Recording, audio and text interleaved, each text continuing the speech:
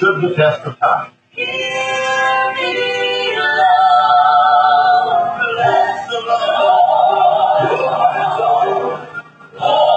Ether Music Group is pleased to present Rock of Ages, featuring Jesse Dixon, the Florida Boys, the Acoustics, Greater Vision, Alabama's Randy Owen, the Martins, Donnie Sumner, Sue Dodd, the Collingsworth family, Cynthia Clausen, the Blackwood Brothers, Andre Kraut, and Mark Lauer, plus an unforgettable recording featuring Bess Levin.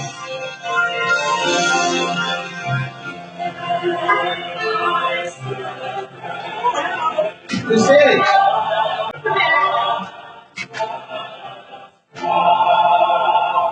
How are you? Okay. You remember me? Kinda. Yeah? How are you? Yes, ma'am. Yeah. Anyone here with you? No, I'm documents. I like it. Yeah, I'm Michelle.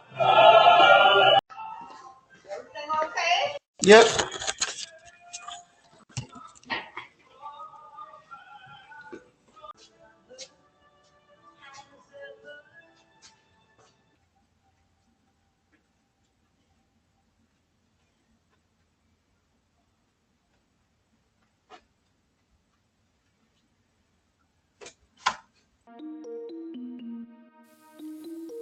That is a hard video to watch. What you just witnessed is a litany of crimes. You witnessed a home invasion. You witnessed an armed home invasion. Everything okay? Yep. You witnessed tampering with a witness. Anyone here with you? No, I'm You witnessed witness intimidation. You remember me? kinda. You witnessed the destruction of evidence.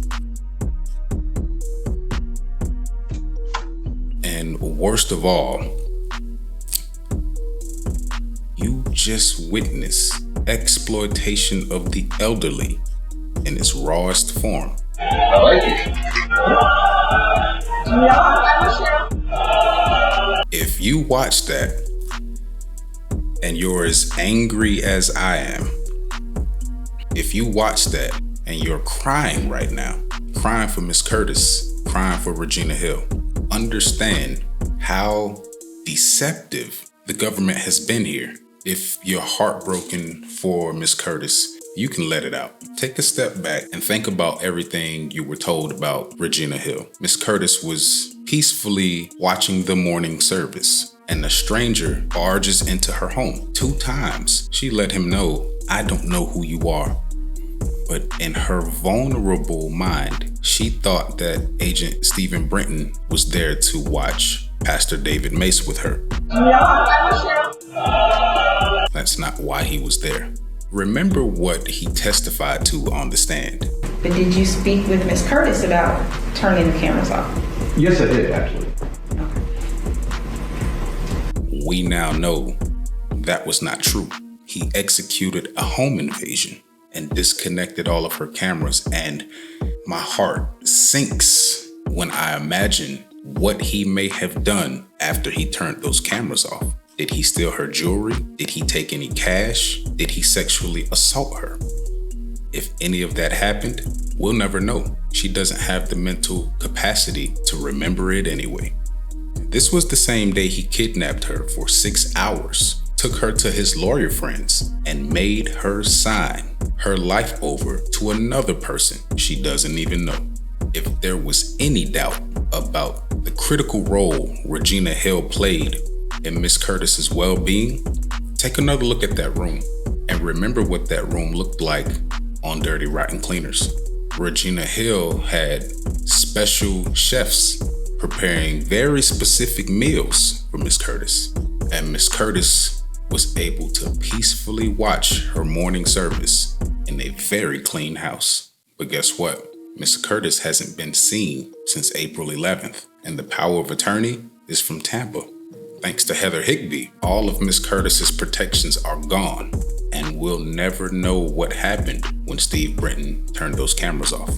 In addition to the litany of felonies you just witnessed, we now know Steve Brenton committed perjury in the worst way. He did it in a way to orchestrate a cover-up, to hide the fact that he went and took advantage of one of our most vulnerable elderly citizens. And despite the fact that, we just witnessed a bunch of criminal activity, the part that really bothers me the most is that she asked him if he knew about Pastor Mace's show, and he didn't even have the decency to give her an answer.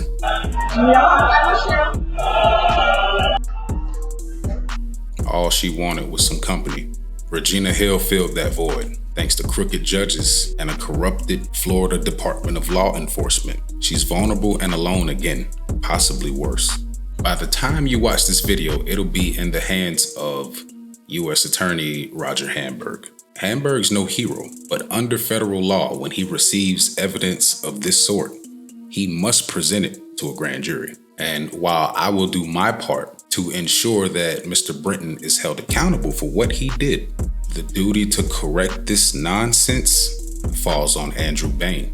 Is Steve Brenton gonna be on the Brady list by the end of the business day? Or does Monique Worrell have to return in November and straighten all of this out?